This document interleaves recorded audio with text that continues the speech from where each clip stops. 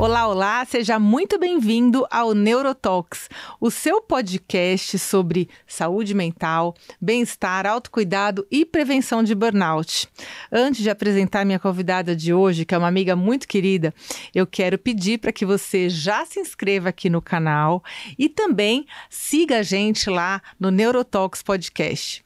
E eu queria te apresentar hoje uma pessoa muito querida, muito especial, que a gente vai falar de emagrecimento emocional. Ela é líder da maior comunidade de emagrecimento emocional que tem nesse país. Psicóloga, personal trainer, maravilhosa, Luciana Mota!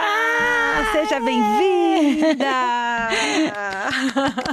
Ô, Ana, é sempre um prazer estar aqui contigo, bater um papo. Eu espero inspirar aí a tua galera, o pessoal que assiste o podcast, né, levar muito conhecimento aí para eles e me divertir. Eba! Lu, me fala uma coisa, o que é emagrecimento emocional? Tá. Por muito tempo se pensou que o emagrecimento ele fosse uma sucessão, né, de menos caloria com mais energia. Ou seja, quanto mais eu gasto energia e menos caloria eu consumo, eu consigo emagrecer. Tudo bem. A fórmula para o emagrecimento, ela de fato é essa, né? Eu preciso treinar e eu preciso fazer uma dieta. Ok. Só que tem fatores que estão por trás que impedem que a pessoa entre nessa jornada, que impedem que ela viva nessa jornada. E o emagrecimento emocional, ele vem como uma ferramenta base para que a jornada do processo de emagrecimento aconteça de fato. Porque o que a gente sabe? Que os fatores emocionais, eles impedem, eles bloqueiam.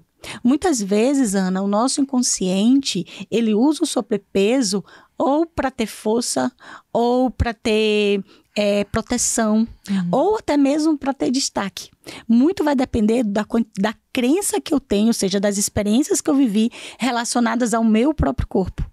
E o emagrecimento emocional é justamente essa abordagem, de olhar o que está por trás, né, dos bloqueios que impedem a pessoa de seguir a jornada do processo de emagrecimento.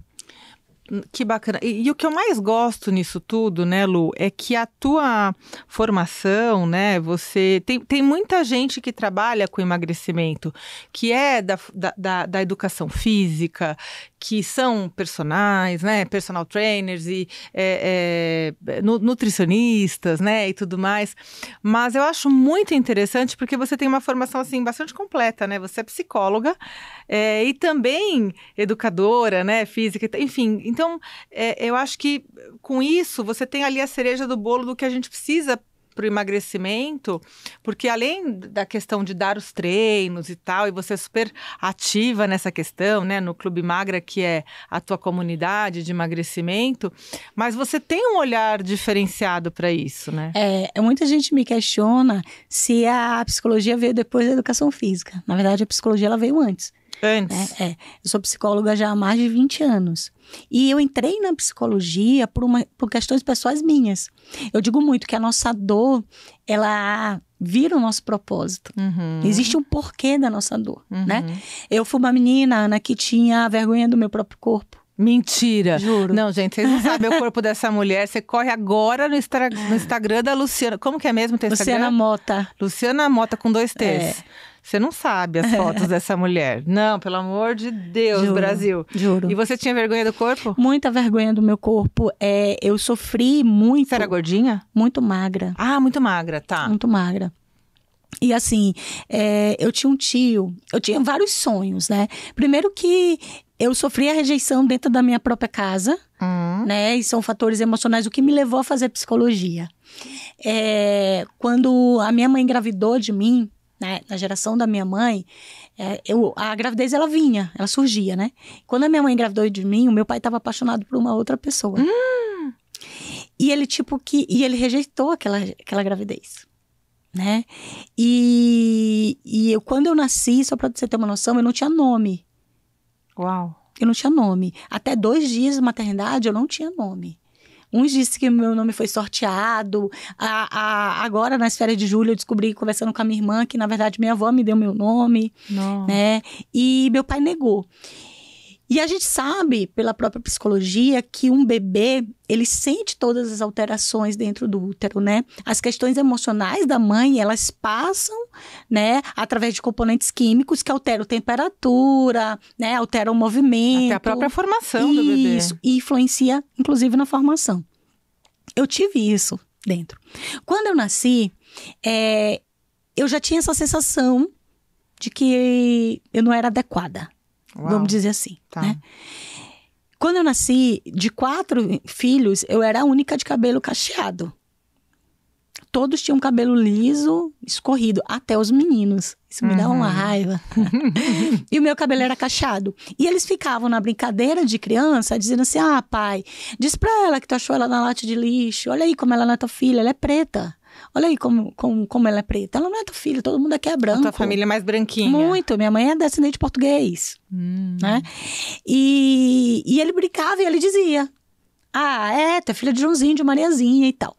Aquilo tudo trouxe pra mim uma sensação de inadequação. De não pertencimento, né? Exato.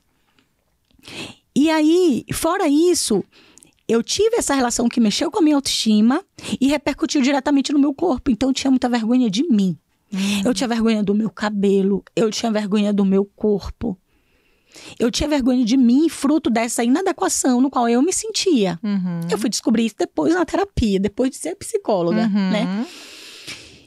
Tá. Fora isso, teve algumas outras situações que me levaram a trazer feridas, né, intrínsecas relacionadas ao meu corpo. Então, eu era muito magra, por quê? Porque eu sempre fui do esporte, pratiquei esporte a minha vida toda. Como uma boa adolescente, criança, eu não me alimentava bem para a quantidade de esporte que eu praticava. Então, eu praticava 3, 4 esportes, às vezes ao mesmo tempo, diferentes. E a forma como na minha cabeça, Ana, eu iria me destacar era sendo boa no esporte, porque bonita eu não era. Ah, não? Não. Então, assim, como é que você vai se destacar sendo boa no esporte? Então, eu era capitã do time. Eu chamava atenção pelo esporte. Tudo bem. Eu lembro que eu tinha um tio que ele já é falecido, eu sempre conto essa história. Ele teve 5 filhas. Ana Paula. 5 meninas. Todas lindas. Todas. Lindas, cabelo brilhoso, sedoso, liso, perna grossa, bunda empinada, tudo que eu queria. Ele teve. E todas as vezes que eu chegava, ele puxava umas brincadeiras, né? De puxar o cós da minha calça e dizer, não tem mobília. Opa! Bota a mobília aí, olha aí, não tem nada. Essa menina de frente e de lado é a mesma coisa. E aquilo fazia com que eu refletisse que não era legal. Então, eu tinha muita vergonha de mim, eu tinha vergonha de aparecer. Eu lembro que uma vez, eu conto muito essa história. Nossa, mas isso é um abuso psicológico, sim, né, sim. Lu? Eu conto muito essa história que teve uma vez que eu tinha um sonho de ter franja. Agora imagina, os meus irmãos diziam que o meu cabelo molhado era 6h30, seco dava meio-dia, porque ele... né? E meu sonho era ter franja. E mãe tem essas coisas de fazer tudo que filho quer, né? E a minha mãe cortou a franja. Ai. E eu fui pra festa de Natal na casa desse meu tio, feliz da vida, com meu cabelo no rabo de cavalo e na minha franja. Ai, ai, ai, ai, ai. Quando eu cheguei lá, ele olhou pra mim e disse assim, gente, olha, ela cortou o cabelo, tá lindo. Naquele momento, todo mundo parou e olhou pra mim. E ele foi e disse assim, teu cabelo tá ótimo, porque dá pra gente fumar na chuva que o cigarro não apaga.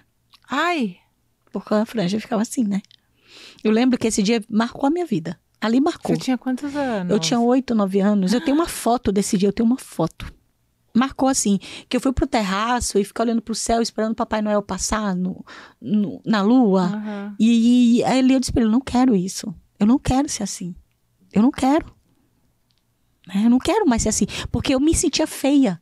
Eu lembro de me olhar no espelho, na casa da minha avó, tinha aqueles guarda-roupas que tinha um espelho na porta. Eu lembro de me olhar no espelho e refletir a minha costa e eu olhar esse osso aqui da minha escápula saindo. E gente, eu não quero isso. E aí as pessoas tocavam no meu quadril e sentia aquele ossinho, eu não quero isso, né? Só que eu não sabia que ferramenta que eu ia utilizar. Foi tanto que eu entrei na musculação aos 16 anos, com uma única objetivo. Eu queria ter perna grossa. Eu usava 2 calças para ir pra escola, calça de brim naquela época, lembra? Aquela calça de brim. Sim. Eu usava 2, eu tinha vergonha. 2 calças. Eu não deixava meu corpo à mostra. né? Então, eu vi que a minha relação comigo mesmo refletia na minha relação com o meu corpo. E que isso influenciava tudo. Eu tinha vergonha, eu não tinha essa audácia que eu tenho hoje. O esporte, ele me ajudou muito, ele me trouxe brio, ele me trouxe força, ele me trouxe resiliência. Ele me trouxe a força para lutar. Porque eu poderia ter ido para um outro caminho, de me vitimar, de murmurar, de cair numa depressão, né? De não conseguir conquistar. Mas o esporte, ele me deu a força para dizer, opa, tu pode mudar essa realidade. Assim como tu muda uma realidade em 2 minutos de quadra, tu muda a realidade da tua vida. E falei que eu entrei na academia pela primeira vez aos 16 anos. E a academia, ela salvou a minha vida. Porque em 7 meses eu aumentei 16 quilos. A minha relação comigo mesma mudou. É como eu digo sempre, Ana, uma mulher que emagrece, ou uma mulher que muda a sua composição corporal, ela consegue tudo na vida, cara. Ela consegue tudo na vida dela. Muda tudo. E ali mudou tudo. Porque eu disse, opa, eu posso, eu consigo, agora acabou. Você empoderou e acabou. Era o que você precisava. Era o que eu precisava. Então, quando eu entrei na psicologia, eu entrei justamente para trabalhar a independência emocional. Porque eu, por muito tempo, fui dependente emocionalmente. Eu estava presa às amarras, às minhas próprias amarras. Das minhas experiências que foram ruins. E eu não queria para as pessoas viverem aquilo. O que eu queria que as pessoas fossem livres. Livres. Para ser quem elas verdadeiramente queriam ser, de fato. É muito ruim, Ana, você ter vergonha de ser você mesma. É muito ruim. Porque você não tem como tirar aquilo. Sim. É você. Né? E eu não queria que as pessoas vivessem aquilo ali. Então eu entrei na psicologia para isso. Para me fortalecer e para ajudar outras pessoas. Esse era o intuito. E você treinava para você? Sim. E aí eu comecei... Foi ficando com o corpo definido, lindo. E foi nessa época que você fazia fisiculturismo? Não. E eu nunca... Eu sempre fui do esporte. Eu fiz musculação a vida toda, né? Botei Miguel para fazer musculação também. Engravidei do primeiro filho, engravidei do segundo filho. E até hoje estimulo pessoas nisso, né? Mas eu fiz a formação em psicologia, atendia na clínica, dava aula na faculdade, dava aula em 3 faculdades, mestrado em psicologia, estava pronta para fazer um doutorado em psicologia. Atendia na clínica junto com a minha irmã, tem uma irmã que é formada em psicologia, em fisioterapia e educação física, e a gente tinha uma clínica junto. Então o paciente chegava para mim sofrendo um luto, eu indicava o quê? Exercício físico. Aí ele ia para ela. O paciente chegava para mim, doutora, tô deprimida, me separei, minha autoestima tá no pé. Vamos fazer exercício físico. Passava para ela. Aí o paciente chegava para mim, não, porque eu tô ansiosa, eu não sei, eu tô com pensamentos ruins. Vamos fazer exercício físico? Todas as terapias associavam ao exercício físico. Por quê? O exercício físico tinha mudado a minha vida. Sim. Podia mudar a vida de qualquer pessoa. E todas as vezes que iam para ela batia no meu consultório. Ela dizia, Luciana, por favor, vai fazer educação física, tem tudo a ver contigo, olha aí. E eu tinha aquela imagem, porque a Rosana, ela foi jogadora também por muito tempo, foi seleção e tudo. Ela, enquanto profissional de educação física, ela só andava de tênis, short folgado. E eu dizia pra ela, nunca na minha vida sou Pati. Eu quero um consultório, uma meia-luz. Eu, de tênis, essas camisas. Não, dá pra mim não, minha irmã. Mordi minha língua, né? Porque ao invés de fazer o doutorado, que já estava tudo certo para eu ir em Portugal em psicologia, eu decidi em dezembro, eu ia em janeiro pro doutorado, eu decidi em dezembro fazer a faculdade de educação física. Já casada, com filho, com uma carreira estruturada, conhecida. Então, assim, muitos dos meus professores da faculdade eram meus colegas de sala dos professores. Olha que coisa. Que demais! E foi a melhor coisa que eu fiz, né? E apresentei trabalho em Cuba, né? Inclusive sobre burnout também. É mesmo? Foi. Me fala desse trabalho que eu quero saber. Eu fiz um trabalho voltado para os professores de educação física da rede pública de ensino. Tá. Por quê? Porque na rede pública de ensino, Ana, não tem material para os professores trabalharem. Verdade. Então, assim, o professor ele precisa de quê? De um espaço apropriado, não precisa nem ser uma quadra, mas um espaço apropriado. Material de bola, de bambolê. E na rede pública eles não entregam aquilo, né? E muitas vezes os professores da rede pública de ensino do Maranhão, que foi lá que eu fiz minha pesquisa. A Lu é do Maranhão, tá, gente? Vocês Isso. estão vendo esse sotaque gostoso dela? Ela é lá do Maranhão. Isso. Lá no Maranhão, não davam essas condições e ainda exigiam que esses professores fossem o que a gente chama de tapa-buraco. Então, tipo, faltou o professor, chama o professor de educação física. É o coringão. O coringão, exatamente.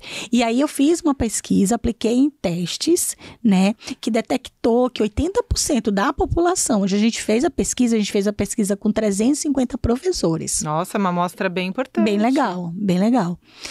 80% já estava no nível de estresse grande. Né? A gente tinha 10%, ou seja, 30 e poucos professores tinham sido afastados em algum momento da carreira. Olha só que interessante. Entendeu? Ou férias ou licença, tá? Então, assim, esse trabalho a gente apresentou em Cuba. Então, sempre puxei para as emoções. Eu sempre puxei, né, para as questões mais emocionais. E quando eu comecei a trabalhar com a educação física, eu comecei a perceber o que estava por trás desse processo, né? Por que algumas alunas minhas de personal, se a metodologia do treino é eficaz, era para todo mundo, por que umas emagreciam e outras não? Por que eu tinha alunas que treinavam, elas não faltavam treino e ainda assim não tinham resultado? Por que outras inventavam milhões de desculpas, pagavam caro, mas não iam? E aí eu comecei a mapear isso. Foi daí que nasceu o livro Desvendando o Segredo de uma Mente Magra. Ah, é o teu livro, né, Lu? Isso. Verdade. Esse livro é maravilhoso. O livro saiu daí, né?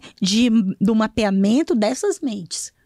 Por quê? E aí eu descobri os sabotadores do emagrecimento. E aí eu descobri que vai muito além o processo de emagrecimento. Ele comunga, ele converge com as crenças. Caramba, peraí. Então eu preciso entender a história de vida, quais são as feridas emocionais, para poder perceber o que está sabotando, o que impede. Porque, Ana, eu tinha clientes que inventavam até supermercado para não ir pro treino, não, porque hoje eu vou fazer supermercado, só tenho essa hora. Mentira. Eu só tenho essa hora pra fazer supermercado, eu tenho que ir. Essa desculpa eu nunca usei. Outros que pagavam e diziam assim, não, por favor, é só pra tu guardar meu horário. Era um alento, eu vou pagar a Luciana, ela vai guardar meu horário e eu tenho uma personal top que eu pago. E tá ótimo. E tá tudo certo, né? Eu tô pagando. Eu tinha vários clientes assim. Então, assim, entender o que tá por trás desses comportamentos, pra mim foi um grande presente. Você diz, cara, Deus foi muito bom, porque Ele me deu 2 ferramentas que elas conversam. Eu sei que o treino, hoje inclusive eu estava falando sobre isso, né? Depois da notícia da Valesca, do suicídio, eu estava falando sobre isso no meu Instagram. O quanto é importante a gente conversar com as nossas emoções. Ontem ela publicou no Stories, ela estava em um evento. Você olha o sorriso, você não diz. Ela não teve tempo para olhar para dentro dela mesma. E quanto que isso é importante, né? Você olhar, você conhecer a sua história, reconhecer, opa, peraí. De que forma que eu dialogo com exercício físico? De que forma que eu dialogo com dieta? O que isso significa para mim? Por que isso é importante para mim? Qual é o motivo que me leva a isso? É importante eu saber disso. Eu não vou fazer porque a sociedade impõe, porque a sociedade ela impõe. Que a gente seja magra, linda, inteligente, bem-sucedida. E aí eu vou fazer porque a sociedade está impondo. E eu? Quem sou eu? Peraí, qual é a minha história, né? E foi muito bom, porque eu consigo casar essas 2 ciências e uma que são ajuda... super complementares, né, Lu? Exatamente, uma ajuda a outra. E ajuda mesmo. Em ambos os sentidos. Não, e quando, por exemplo, algum paciente me procura, né, com sofrimento mental, com esgotamento lá, um burnout, um transtorno ansioso, depressão e tal, eu sempre falo, né, que o tratamento desses distúrbios, eles são multidisciplinares. Eu preciso de vários pilares funcionando, porque se eu jogo toda a expectativa no remédio, esse pilar do remédio vai ter que ficar cada vez mais grosso para sustentar. Então, eu vou ter que te entupir de remédio, tá certo? que é algo que eu não faço, tá? Então, assim, ou vamos juntos tratar isso, você faz a sua parte, eu faço a minha, o remédio faz a dele, ou nada feito, né? Então, eu parto dessa questão da autorresponsabilidade também de quem está passando por isso. Claro que alguém que está no auge do burnout, com esgotamento muito grave, às vezes precisa de um tempo realmente para se recuperar energia para conseguir ter força para fazer algo. E é aquilo, né? A pessoa não precisa começar fazendo uma aula da Tia Lu. Exatamente. A Lu na internet é a Tia Lu, né? Minha amiga Tia Lu, que ela tem a comunidade, o pessoal brinca que ela é a Tia Lu.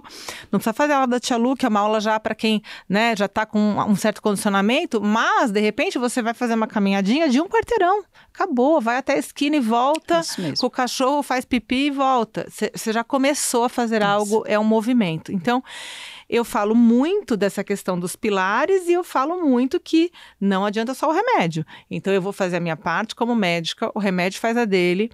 Eu vou precisar de um apoio psicológico e emocional. Eu vou precisar de uma questão de atividade física. Não tem jeito. Ana, mas eu não gosto, eu odeio atividade física, não é pra mim. Não tenho tempo. A gente ouve as coisas mais barbárias, né? As maiores barbaridades. E que legal que você, na verdade, une essas duas áreas que complementam o meu trabalho, né? E é interessante isso. Ontem mesmo eu estava na mentoria de emagrecimento emocional com o pessoal da comunidade e aplicando uma ferramenta sobre sabotadores. E meu público são mulheres acima de 35 anos. Né? Se a gente for parar para analisar, Ana, a nossa geração, eu não sei a idade da galera, do pessoal que está assistindo, mas eu tenho 45 anos. Então, assim, a minha geração, ela foi uma geração que iniciou no esporte. Nem todo mundo fez.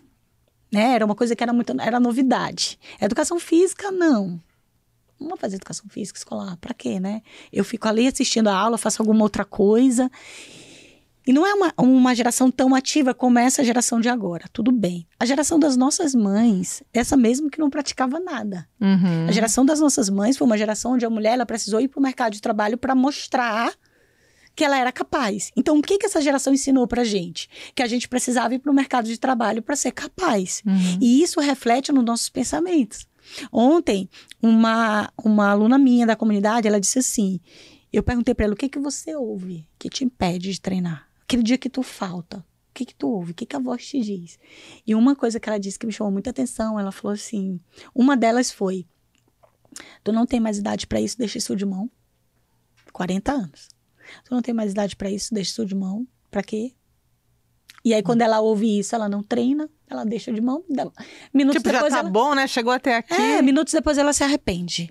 E a outra coisa que me chamou muita atenção, que ela disse, foi que ela ouve o seguinte, vai trabalhar que te traz mais futuro. Nossa. E isso é uma fala que foi embutida na nossa geração pela geração dos nossos pais. Eu escutei muito. Não só vai trabalhar que te dá mais futuro, mas quer casar, casa com o teu emprego, porque senão te trai. Então, assim, essa busca nossa, né, de ser destaque no mercado de trabalho, de ser destaque nas redes sociais, de mostrar o nosso conhecimento, essa busca incessante disso faz com que a gente olhe o pilar saúde, não digo nem o pilar de saúde, mas olhe o treino, o exercício físico como uma perda de tempo. Poxa, ao invés de eu estar aqui, eu poderia estar escrevendo o meu livro, lendo um artigo, trabalhando um pouquinho mais, atendendo, né? Só que eu esqueço que um CPF, ele precisa ser forte, mas o CNPJ também é ser forte. Sim, né? e treino, atividade física é investimento. Sim. É investimento. Isso são moedas que você está colocando na tua poupança ali. Eu digo muito, acreditar mais saúde. Acreditar saúde. Eu falo isso do sono, né? Isso. Porque as pessoas deixam para dormir na hora que sobra do dia, né, Lu? Então, assim, não se programa, por exemplo, para ter uma noite de sono legal. Dorme qualquer hora que dá, né? O Miguel... Seu marido, meu amigo que tá lá, o Miguel, ele já teve aqui, né, Miguelito, um episódio maravilhoso aqui do podcast, e o Miguel é o senhor do tempo, né? Ele tem ali uma mentoria que ele faz ensina a gente a fazer gestão de tempo de uma forma incrível. E quando o Miguel veio, ele falou muito sobre isso, né? Sobre como é importante a gente dividir o nosso tempo e sim... priorizar o nosso sono, nossa atividade física, o nosso trabalho, o tempo com a nossa família, e dá para fazer tudo, né? Desde que você tenha um método ali para fazer. Foi muito interessante o nosso episódio.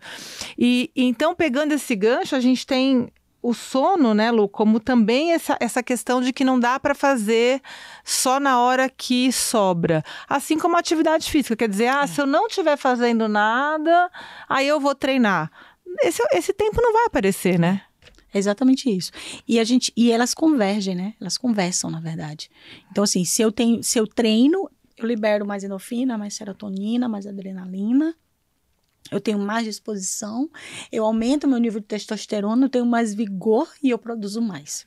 Se eu durmo, eu consigo resetar a minha mente, né? Eu consigo restaurar minhas células e eu consigo estar pronta para um novo dia. E as pessoas, elas acreditam que elas estão perdendo tempo se elas estão dormindo ou se elas estão treinando. Como é que pode isso? E eu digo mais, Ana, eu tenho muito medo do amanhã. A gente vê muito, cada vez mais. A gente sabe que o suicídio hoje, ele mata mais no mundo que a guerra matou. E isso é um dado preocupante. Muito. Hoje, a gente já vê pessoas, já conhece alguém, filho de alguém que suicidou, ou alguém na televisão, né? Essa semana mesmo a gente tem 2 casos. Sim. Então, assim, é preocupante. Um óbito por hora no Brasil acontece de suicídio. Olha aqui, olha que dado. Né? E aí eu te pergunto, que horas que a gente vai parar para olhar para aquilo que de verdade é importante? O dinheiro, ele é muito importante, o trabalho é muito importante, a carreira é muito importante, mas a nossa saúde mental, ela é mais importante ainda, porque sem ela a gente não tem nada. Né? E que horas que a gente vai parar? Só que não foi ensinado pra gente conversar com as nossas emoções, a gente não aprendeu isso. O que a gente aprendeu? Aprendeu a ser independente financeiramente, né? A gente aprendeu que a gente é leoa, que a gente, né, super mãe, que a gente é aquilo, que a gente não vai depender de ninguém. Isso a gente aprendeu. Mas a gente não aprendeu a conversar com as nossas emoções. E aí o emagrecimento emocional, ele vem para justamente dar essa pausa. Opa, peraí. Não é o carboidrato que tu tem que cortar. Não são os agachamentos que tu tem que fazer. É olhar para as tuas emoções. É entender o que tá te levando a uma compulsão, a comer pelas emoções. Por que tu tá fugindo? De que tu tá fugindo? É sobre amar a vida no dia a dia. É sobre isso. Entende? E é muito importante. Lu, você falou, né, sobre as coisas que a gente precisa valorizar. E eu, como conheço você e sua família, sei que, além desse olhar para a saúde física e mental, você também tem uma questão muito importante da religiosidade, né? Desde que a gente se conheceu, isso para mim ficou muito claro e muito marcante, assim. E eu queria que você fizesse esse link, né? Contasse ao pessoal. Primeiro, assim, né? Você pode contar alguma coisa interessante em relação à tua religiosidade? Em que momento que você deixa, então, de ser uma cientista, né? Porque psicólogo, fazendo mestrado, doutorado, é da ciência. Teoricamente, a ciência não é muito religiosa, né?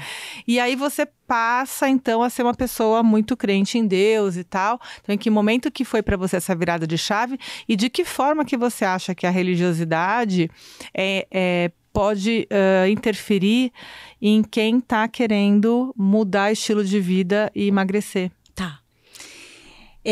Eu tive, na minha vida, eu tive 2 experiências com Deus, Ana, que foram muito fortes. A primeira foi no nascimento de Pedro Emílio, meu filho mais velho. Ele nasceu prematuro extremo, de 31 semanas. No primeiro momento... Qual o peso mesmo, Lu? Ele nasceu com 2,5, ele já nasceu grande. Tá. Porque era para ter nascido com 800 gramas. 800 gramas. E ele fez uso de surfactante, foi entubado, o apgar dele deu 5. Ele não tinha perspectiva de vida, porque o pulmão dele não entrou ar, né? E ali eu tive meu primeiro grande contato com Deus, né? Contato mesmo, de fato. Pedro Emílio foi para casa com diagnóstico de surdez nos 2 ouvidos. E naquela época eu dava aula de psicomotricidade e dava aula de educação especial. Eu sabia os riscos de um parto prematuro. E ele veio, tá? Por dar aula para educação especial, eu tinha isso. Eu dava aula, inclusive, nos interiores para especialistas em autismo. Eu tinha muito isso na minha cabeça. Será que a minha missão é essa? Essa é uma mãe atípica? E quando o Pedro veio, ele foi muito desejado. Eu fui desejada a minha vida toda. Minha vida toda eu sabia que com 30 anos eu ia engravidar e o meu filho seria Pedro. Ele ia nascer de cabelo lisinho, pretinho, daquele jeito. Ele nasceu como eu queria. Então, tanto que eu pensei em me enganar uma parede. Opa, peraí, deixa eu te dizer. Verdade, falando pra ele. Eu tenho 29 anos. Não, eu tenho 28 anos, Miguel. Comecei a namorar com o Miguel, eu tinha 24. Eu tenho 28 anos. Com 30 eu quero um filho. Então vamos tratar de casal. Então, vamos terminar e me dar tempo de arranjar outro. Porque com 30 anos eu quero um filho. E eu quero casar. Ô, Miguel, essa mulher é brava, hein, Miguel? Eu fiz isso, de verdade. Se a gente casa, acabou. Ou deixa aqui a fila andar, por favor. Só não me prende. Porque com 30 anos eu vou ter filho. E eu tive, né? E quando o Pedro veio para casa, que ele veio com um diagnóstico de surdez nos 2 ouvidos, a minha maior dor era não conseguir ouvir o mãe, eu te amo. Eu queria ouvir o mãe, eu te amo. Eu sonhava com mãe, eu te amo. E ali foi meu primeiro grande contato com Deus. Primeiro de saber que eu não estava só, porque eu sentia a presença dele muito forte. Por vezes ele pegou no meu ombro, por vezes ele me carregou quando eu estava no chão chorando, por vezes ele acalmou meu coração, por vezes ele disse para mim que não era aquilo. Por vezes ele disse para mim. E eu me apeguei nisso. E com 3 meses de vida, Pedro ouviu. Né? E hoje eu brinco com ele que ele ouve até o que ele não deve. Mas o mais interessante é que todas as vezes que eu falo com o Pedro, Ana, pode ser uma mensagem no Instagram, pode ser no WhatsApp, pode ser por ligação, sempre a última fala dele é: mãe, eu te amo. Ai, meu Deus, que história linda, Lu. Então, assim, o meu primeiro grande contato com Deus foi esse. O segundo grande contato que eu tive... E hoje, Pedro Emílio tá arrasando no basquete, lindo, né? Lindo, cestinha maravilhoso, tá arrasando. Cada cesta que ele faz, eu só lembro como Deus é maravilhoso, e foi maravilhoso pra mim. E você deve gritar muito. Muito. Pra ele ouvir tudo que não deve. Nossa, acho que eu sou a fã mais apaixonada que existe, a torcedora apaixonada. E a segunda grande conexão com Deus que eu tive foi na morte da minha mãe. Na verdade, antes da minha mãe falecer, minha mãe tinha sido entubada, vítima de Covid. E no dia que ela foi entubada às 7 horas da manhã, né? Eu tinha levado ela na sexta até a porta da UTI. E naquela época, o Covid, a gente não podia entrar. Levei até a porta e disse pra ele: eu vim te buscar. E ela entrou. No 7 horas da manhã do sábado, ela foi entubada. Foi meu primeiro grande choque. Que naquela época, uma pessoa que ia pro tubo, tu não tinha certeza se ela ia voltar, né? E eu lembro de estar ali, naquele quarto de hospital, do lado do meu pai, que também estava com Covid. E eu ouvi Deus dizer assim: vai lá, naquela UTI, e liberta a tua mãe. Eu sabia que eu não estava só. Vai se libertar. Como assim? Automaticamente Deus estava me dizendo que a minha mãe não ia voltar. E que eu precisava preparar ela e eu para isso. Eu fui até a assistente social desse hospital. Me identifiquei como psicóloga. Trabalhei 5 anos no Hospital do Câncer. Sei rotina hospitalar. Me identifiquei. Disse para ela que eu só precisava de 30 segundos com a minha mãe. Ela olhou para mim e disse assim: impossível. Ninguém entra nessa UTI. Eu saí de lá arrasada. E disse para Deus: se foi você, desse jeito. Ah, pessoal da senhora. Ô Deus, se foi você que me mandou ir até aquela UTI, abre aquela porta para eu entrar. Se você que me mandou, abre aquela porta para eu entrar. E eu entrei no carro, puxei meu celular e gravei uns stories aos prantos. Que se alguém conhecesse o diretor daquele hospital, eu só queria 30 segundos com a minha mãe. Só 30 segundos. E eu gravei aos prantos. 2 minutos que o story estava no ar, Miguel me liga: apaga. Porque tu vai entrar, já recebi aqui a autorização. Tá aqui o áudio, tá liberado, tu vai entrar. Meu Deus. E a mesma assistente social que disse que era impossível foi a mesma que me paramentou para poder entrar na UTI. Ai. E eu entrei e fiz o que eu tinha que fazer, fiz as minhas orações para ela, libertei ela, falei para ela que ela podia ir, que ela tinha sido grande, que ia ficar tudo bem, que ela não se prendesse aqui, que ela se libertasse de tudo aquilo. E conversei com ela, fiz o que eu tinha que fazer. E quando eu entrei no elevador, descendo da UTI, a assistente social estava com o olho mareado, meio emocionada, porque foi muito emocionante mesmo, de fato. Subiu ela e a psicóloga do hospital junto comigo. Eu olhei para ela e disse assim, obrigada, eu só precisava fazer isso. Aí ela olhou para mim e começou a chorar. E eu disse para ela, só tenho uma coisa para te dizer. Para Deus, nada é impossível. Ela me abraçou. Depois desse dia, ela disse assim para mim, quantas vezes tu precisar voltar aqui? Tu vai voltar. Eu ainda voltei mais umas 5 vezes antes de eu ir embora. E ali eu tive 2 grandes contatos com Deus. Então eu sabia, Ana, que o meu Deus, ele é o Deus do impossível. Eu tenho essa fé muito forte. E quando eu decidi vir para cá, para Alphaville, foi uma decisão de 2 meses. Eu não sabia o que Alphaville, o que Deus guardava para mim. Eu achava que eu ia vir para cá para trabalhar meu brand. Eu achava que eu ia vir para cá para progredir mais na minha carreira, para fazer mais conexões. Eu fiz uma conexão aqui fantástica, que foi a conexão com Jesus Cristo. Sabe? Hoje a sensação que eu tenho, Ana, eu até me emociono. É que Deus me tirou de uma bolha. Ele me resgatou de uma bolha. Sabe? E disse assim, filha, vem, eu te quero, junto comigo.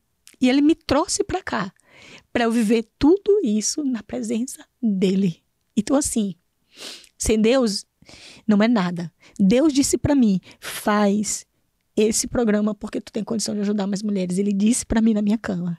Deus disse para mim, fica sossegada, porque isso não é verdade, isso vai passar. Deus disse para mim, liberta a tua mãe.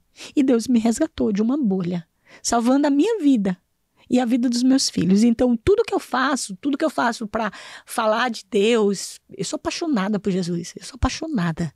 Tudo que eu faço para falar de Deus, tudo que eu acredito, eu acho que a Bíblia, ele é o maior livro de desenvolvimento humano que existe.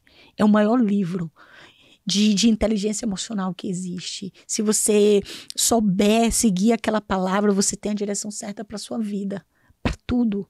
Porque o Deus que colocou a gente nesse mundo, amiga, ele é um Deus que ele é o Pai. Ele é verdadeiro Pai. O nosso pai, a nossa mãe, são os nossos treinadores. Deus é o nosso verdadeiro Pai. E como um pai que ama incondicionalmente, ele quer que a gente tenha uma vida abundante. E a gente nasceu para ter uma vida abundante. Então, tudo aquilo que foge da abundância é uma disfunção. Não é para ser vivido. Assim como o sobrepeso, como as inflamações, como o estresse, como a depressão, como a ansiedade, né? Como as brigas, as desavenças. Nada disso é para ser vivido. A gente é para viver uma vida plena. E muita gente me questiona, cara, Lu, tu saíste do Maranhão, tu era referência, agenda lotada, consultório lotado.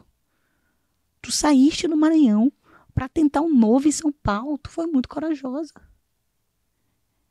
Se eu soubesse que o novo seria isso, essa conexão com Deus, eu tinha vindo muito antes.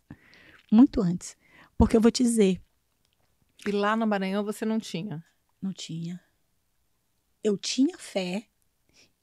Eu tinha o lado da espiritualidade desenvolvido. Sempre foi porque eu sempre fui muito sensível. Né? Então, eu tinha esse lado desenvolvido, mas eu não tinha a experiência que eu posso ter aqui em Alphaville. Por quê? É como se eu tivesse... Aqui tem uma comunidade, né, Lu? E é como se eu tivesse, de fato, imersa. Vivenciando. Porque aqui não tem distração. Eu não tenho distração aqui. Eu não tenho amigos de infância aqui. Entende? Eu não tenho... eu não dou 16 horas de aula aqui. Eu não estou o dia todo no consultório aqui. Aqui eu sou a mãe dos meus filhos. Esposa. A esposa do meu marido e a serva de Deus.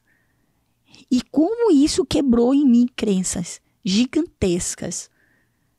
Porque eu cresci onde eu aprendi, a minha mãe dizia assim, tu tem que ganhar mais do que ele. Para não depender dele. Para não depender dele.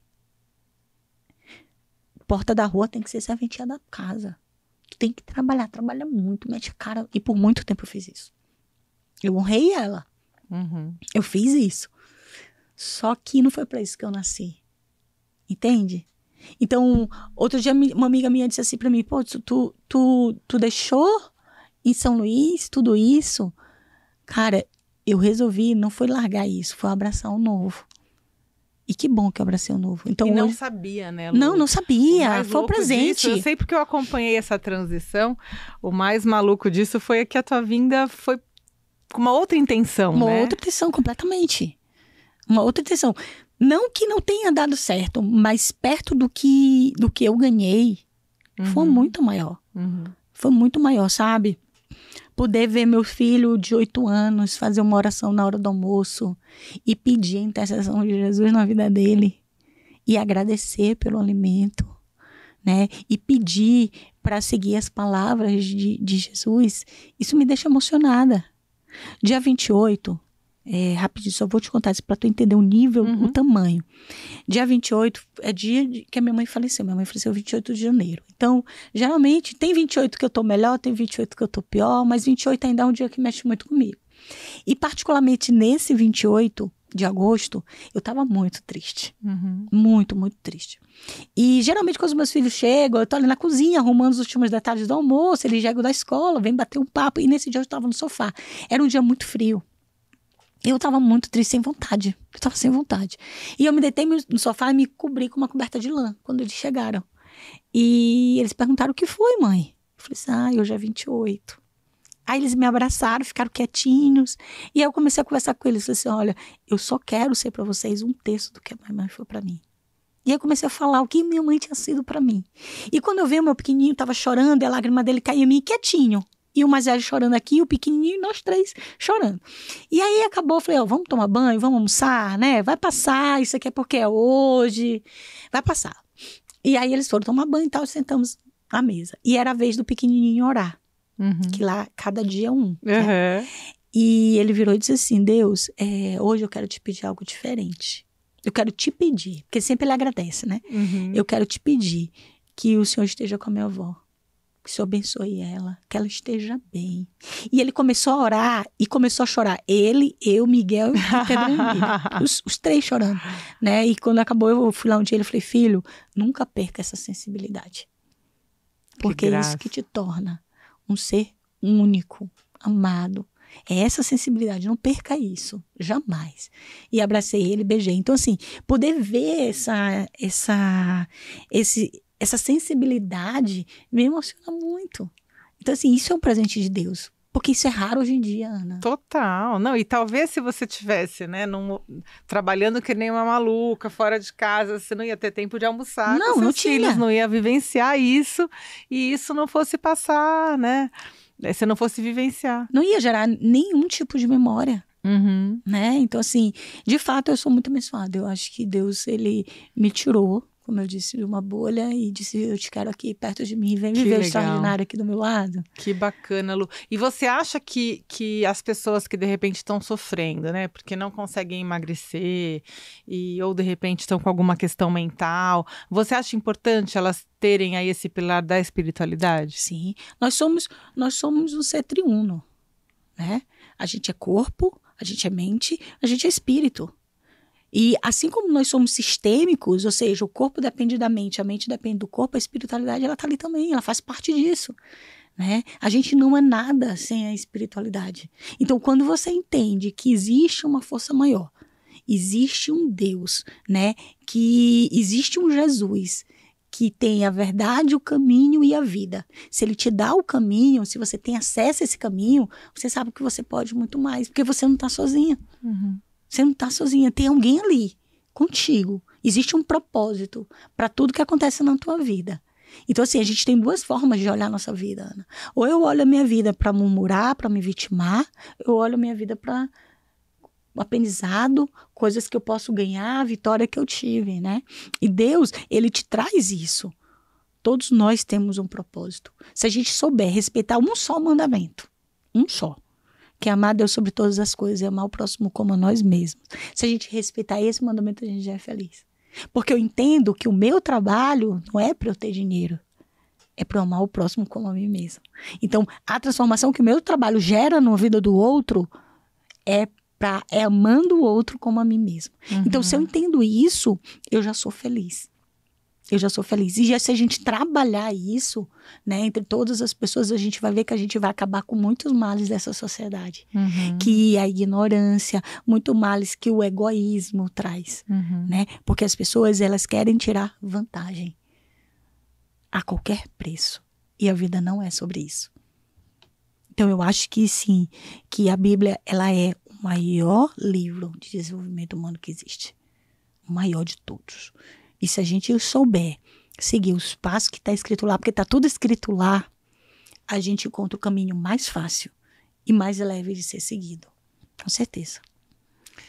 Nossa, Lu, que bacana te ouvir, sabe? Acho que você é um ser humano muito completo, mas uma profissional muito completa, né? Porque além da a tua questão técnica, né, de conhecimento técnico, eu acho que esse ponto da tua religiosidade, ele é muito, assim, é um toque é um diferencial importantíssimo, assim, sabe? Que te torna um ser tão especial para cuidar das pessoas, né? As pessoas que estão em sofrimento. Eu costumo também, então, assim, entre os pilares que eu falei, né? Eu sempre costumo sugerir que as pessoas se apeguem a algo, né? E eu pergunto, você tem religião? Você acredita em alguma coisa? No que quer que seja, né? Retome isso, né? Vá atrás disso, porque eu tenho certeza que isso pode não ser a solução. Você pode não acreditar que é a solução, como no teu caso foi, né? Algumas vezes, como você disse, na tua experiência, mas assim, mesmo que não seja a solução, com certeza vai ser um caminho para que você tenha um alívio do teu sofrimento, entenda por um outro prisma as coisas que acontecem, né? Pare de se lamuriar, né? E comece a enxergar a vida por um outro prisma, né? Tudo na vida tem um propósito que já está determinado por Deus. Tudo. Se eu creio nisso, eu tenho uma outra forma de olhar. Presta atenção. O Clube na Magra nasceu de uma seguidora do Instagram que me ligou. Estava no 5º andar de um prédio pensando em se jogar dali. Meu Deus. Foi. No meio do lockdown, a pandemia, em abril de 2020. Tá? Eu atendi ela na psicologia, passei para ela o treino como uma ferramenta, fui para o meu quarto e Deus conversou comigo. Olha, tu tem condição de salvar mais mulheres. Foi que eu chamei Miguel e disse, vamos montar um programa? E nasceu o Clube Magra. No primeiro ano de Clube Magra, eu não vou te precisar, né, dizer, mas a gente atendeu 1.100 e poucas mulheres, 1.174. A gente teve mais de 400 mulheres que diminuíram ansiedade, depressão, teve casamentos que foram salvos, teve 9 mulheres, esse número eu sei que é exato, teve 9 mulheres que não conseguiram engravidar e que engravidaram durante esse ano. Que lindo! Fora mulheres que empreenderam, mulheres que pararam de tomar remédio para fibromialgia porque pararam de ter crise. Então, assim, foi um presente de Deus. Isso na pandemia, que era o momento... Na pandemia. Isso em 2020, tá? Em janeiro de 2021, a minha mãe morre de Covid. Ana, eu tinha 2 formas de olhar aquilo ali. Uma forma é dizer, Deus, por que eu? Tu me deu isso aqui para eu salvar tantas pessoas. Eu tô há 1 ano falando sobre inteligência emocional, sobre equilíbrio, para diminuir a ansiedade, desse medo que é a Covid-19, e tu leva o meu bem mais precioso, Deus. Por que tu fez isso? Mas eu tinha uma outra forma de olhar. Sabe como é que eu olho? Naquele dia, de abril de 2020, que Deus disse para mim, tu tem condição de salvar mais pessoas? Ele estava falando que eu tinha condição de me salvar. Porque aquela ferramenta que ele me deu, Ana, me ajudou a não entrar numa depressão. Com 7 dias que a minha mãe tinha falecido, eu estava dando treino para as minhas meninas de volta. Mas por que eu estava dando treino? Porque eu era muito forte? Não, porque eu tinha elas. Eu tinha a força da comunidade que eu mesma tinha gerado. Então, a comunidade me ajudou. Entende? Então, assim, se eu entendo que existe um propósito dado por Deus, que dá a direção para tudo, e que eu preciso descansar nele, quando eu digo descansar nele, não é deitar numa rede e ficar esperando as coisas que eles amam, mas sim, descansar nele, a minha vida ela tem um outro sentido. Então, hoje eu sou muito grata a Deus, inclusive pelo Clube Magra, Porque o Clube Magra não só salvou mais de 3.500 mulheres. 3.500? Uau! Ele me salvou. Ele me salvou. Eu poderia estar aqui hoje, ou nem estar aqui hoje, mas eu poderia ter tido uma outra história para contar. Sobre a Covid-19, sobre a pandemia, sobre a perda da minha mãe. Hoje eu estou te contando essa história porque Deus me deu uma ferramenta. Que é uma história de resiliência, que é uma história de renascimento. Exatamente. Que legal, Lu. Exatamente. Então, eu sou grata a ele. Porque eu sei que naquele dia, quando ele disse, você tem condição, ele estava falando de mim para mim mesma. Tu vai te salvar amanhã. Carne, isso bem aí. Faz, porque vai servir para ti também. Muito bacana. Lu, a gente está, infelizmente, caminhando para o final, mas eu queria te fazer uma pergunta. Tem muita gente que assiste a gente, que acompanha, e pacientes meus e tal, que estão passando por distúrbios alimentares, né? Por uma grande dificuldade ali com a questão da compulsão. Eu queria saber o que você tem para falar para essas pessoas. Ana, existe uma fome fisiológica que ela tapa o buraco do estômago. E existe uma fome emocional que é uma tentativa de tapar o vazio do peito com comida. Comida, ela foi é como se a comida ela foi uma âncora na nossa vida toda. O primeiro momento que a gente teve segurança, afeto, vínculo, foi recebendo comida. Quando a gente era um bebezinho, qualquer choro nosso, a nossa mãe dava o quê? Comida. Então, tá enraizado no nosso inconsciente que a comida ela é um alento. Tá? O que eu preciso entender? Quais são as vezes que eu estou comendo para suprir uma fome fisiológica e quais são as vezes que eu estou comendo para suprir uma fome emocional? Eu digo muito para as minhas clientes o seguinte: o teu prato, ele vai estar cheio quando em volta dele estiver vazio. Na tua vida, no sentido, no propósito, no teu casamento, no teu trabalho, na tua maternidade, qualquer uma área dessas. Se tiver vazio, o teu prato vai estar cheio, porque tu vai compensar lá. Uhum. Então, assim, não adianta procurar uma dieta cetogênica da lua da proteína, não. Tu tem que entender das tuas emoções e saber identificar onde é que está a lacuna, porque tu tá querendo cobrir essa lacuna com o alimento. E isso é um comportamento inconsciente. Uhum. Então, de uma forma simples, se você tem fome de alguma coisa, é porque essa fome ela é emocional. Porque a fome fisiológica, ela nunca é de. É verdade. Se eu tô com fome de, a fome é emocional. E aí entra uma questão de uma educação, de você conversar com você mesmo. Peraí, eu tô com fome de quê? O que esse alimento me lembra? O que eu tô querendo buscar? Qual é a segurança? O que tá me faltando? Qual a sensação, né? O que tá me faltando agora para eu buscar segurança nisso? Por que eu tô insegura? E começar a se questionar. Uhum. Porque a resposta, ela vai vir. E aí, quando a resposta vier, eu sei qual é o meu inimigo. Uhum. E aí eu consigo lutar. Uhum. Porque eu sei quem é o inimigo.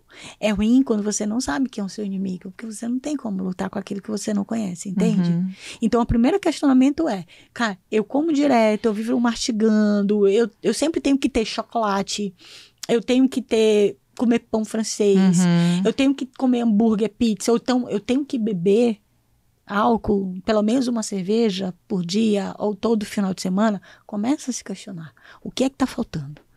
Que você está preenchendo com aquilo ali. Qual é a falta que faz? Uhum. E na tua própria história de vida, se tu puxar para olhar lá atrás, tu consegue descobrir o que é isso. Tá? Porque muitas pessoas querem emagrecer, mas nem todo mundo pode. Nem todo mundo pode. E não pode por quê? Porque está usando sobrepeso. Ou para ter força, ou para ter destaque, ou para se proteger. Então, se você já tentou dietas, já se inscreveu na academia e falta e não vai, e paga o ano todo e não vai, você tem um ganho secundário no seu sobrepeso. E vamos entender qual é. Se você está querendo se proteger, muitas vezes se o relacionamento for abusivo, se você sofreu traições na sua relação, você usa a gordura para se proteger, sim. Você quer ter destaque, às vezes você está num ambiente corporativo, onde existe alguém ali disputando na força com você, e você usa o sobrepeso para se proteger. Para ter um tamanho maior. Para ter um tamanho maior. É isso mesmo. Olha que coisa maluca, né? Eu vou ser vista agora. Maluca não no sentido ruim, maluca de coisa interessante, né? Ou até mesmo usar o sobrepeso para ter força. Quantas mães, Ana, a gente conhece que engravidaram e engordaram e não consegue. Por quê? Porque aprenderam que ser mãe tem que ser forte. Guerreira. Né? Vou ter que segurar. O leão, né? O tamanho do leão Exatamente. Verdade, faz todo sentido. Então, assim, qual é a tua história? Porque alguma coisa tem de ganho secundário na obesidade. Alguma coisa tem de ganho secundário no sobrepeso. Então, assim, na hora que você tirar o lixo dos problemas que você segura nas suas costas, você consegue emagrecer. É sobre isso. Perfeito, perfeito. Lu, maravilhoso, amor, adorei. Eu queria que você deixasse aqui os teus canais, como as pessoas fazem para entrar no Clube Magra, como é que funciona? Não sei se está aberto, né? A gente abre 2, 3 vezes no ano, né? O Clube Magra Platinum, que é a minha recorrência anual, onde eu acompanho as meninas já. E geralmente a gente tem o programa de 15 dias, que a gente abre também umas 3 vezes no ano, mais ou menos. A gente está finalizando uma turma agora. Então, o principal canal, para não deixar muitos canais, é o Instagram, Luciana Mota com 2 T's, __.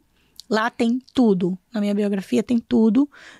Como falar comigo, como entrar na comunidade, porque eu tenho uma comunidade também que as pessoas entram, que recebem conteúdos e tudo, como entrar na comunidade, como entrar no Clube Magra, como ter acesso ao livro, tá tudo lá. E a tia Lu é a tia Lu que responde mesmo os directs e tudo mais, apesar de ser super ocupada ali na questão do Instagram, tem muitos seguidores, mas é ela mesmo que cuida, né, Lu? Faço questão, e às vezes eu mando até áudio.